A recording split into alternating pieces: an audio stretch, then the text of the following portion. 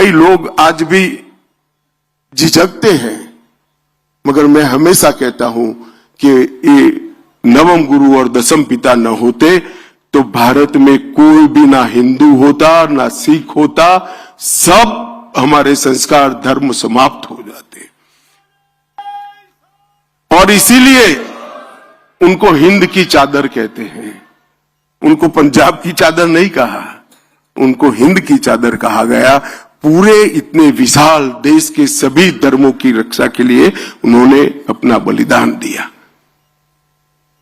और दसम पिता के जीवन को तो कौन भूल सकता है।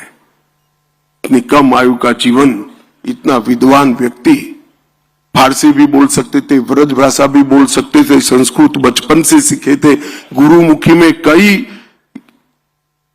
ग्रंथों की रचना की, लगभग 7 भाषाओं को अच्छे तरीके से वो जानते भी थे और बोल सकते थे। बहुत अच्छे कवि थे, बहुत अच्छे घुड़सवार थे।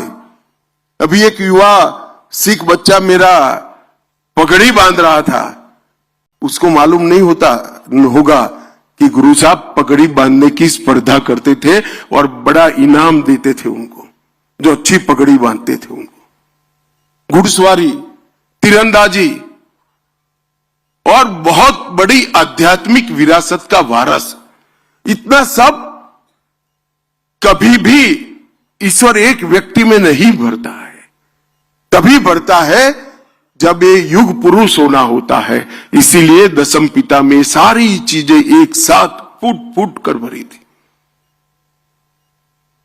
वीरता और बलिदान 2 अलग गुण हैं। कई वीर होते हैं, इनमें बलिदान का गुण नहीं होता है।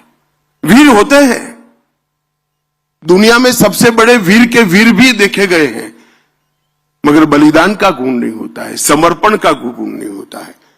दसम पिता में वीरता भी थी और बलिदान भी थी। वो भी लड़े, कभी हार नहीं स्वीकार करी, मगर जब 2 बेटे चमकौर साहिब में लड़ने के लिए बाहर निकलने के लिए तैयार हुए, उन्होंने जरा भी दया माया दिखाए बगैर हंसते हंसते कहा, सब जा रहे हैं, तुझे भी जाना चाहिए। और वो भी कोई लड़ने की उम्र नहीं थी, मगर दोनों बेटों को, और युद्ध का परिणाम तो तय था। कच्ची घड़ी के अंदर बैठे थे, चारों ओर समंदर जैसी सेना थी, युद्ध में क्या परिणाम आना था, शहीदगी ही आनी थी। इतने विचक्षण योद्धा को ये मालूम नहीं था क्या? उसको मालूम था, मगर उसने कहा कि धर्म के लिए अगर बलिदान की जरूरत है तो मेरे घर से शुरुआत होनी चाहिए, मेरे साहबजादों ने ये शुरुआत करनी चाहिए। और दोनों साहबजादे वहां पर शहीद हो गए, हिमालय की तरह अड़िग रहकर लड़े।